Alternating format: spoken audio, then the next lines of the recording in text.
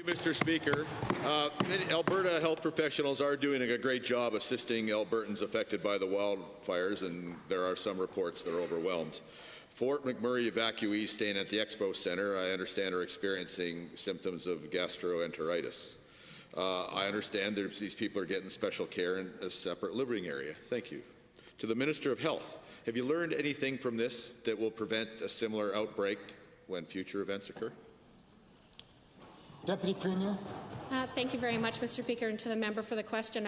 Certainly, it is never fun to have gastroenteritis, especially when you're in a time of chaos, and obviously it has been a very chaotic last week for the individuals who are living at the facility. Unfortunately, it's not uncommon when people are living in close quarters for a spread of something like this to take place. I'm happy to report that the numbers are down today from where they were yesterday. Part of that is because of very stringent cleaning practices in the facilities there, making sure that individuals who were impacted were moved to a different area, providing increased bottles of hand sanitizer, and encouraging people who are coming to visit, if they're sick, not to. Thank you. For supplementary. Thank you, Mr. Speaker. I know the government's helping Fort McMurray evacuees, and to fight the fire, they've sent a large number of people and equipment, and I thank the government for doing that. The province's strong financial position is one of the things that makes all of this possible. To the Finance Minister, are you confident the government will be just as able to help should an emergency crop up once the government's carrying $60 billion in debt? Minister of Finance. Thank you very much. Yes, I want to assure the honourable member that the government will do everything possible to make sure that we address emergencies like wildfires and droughts as soon as they become known to us. We'll do everything we can to address them.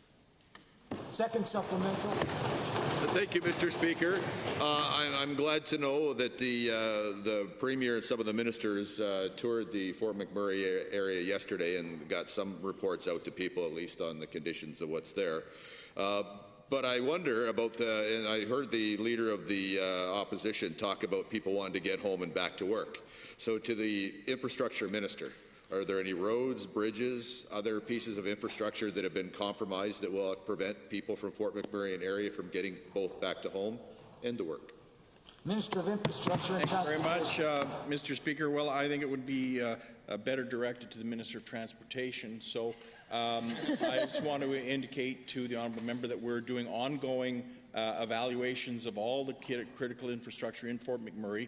The bridge across the Athabasca River under very difficult conditions was inspected and found to be in good shape. We understand that the main roadways through Fort McMurray, Highway 63 and so on are in suitable shape, and in fact we conducted a very extensive evacuation of people who had fled to the north in the last several days.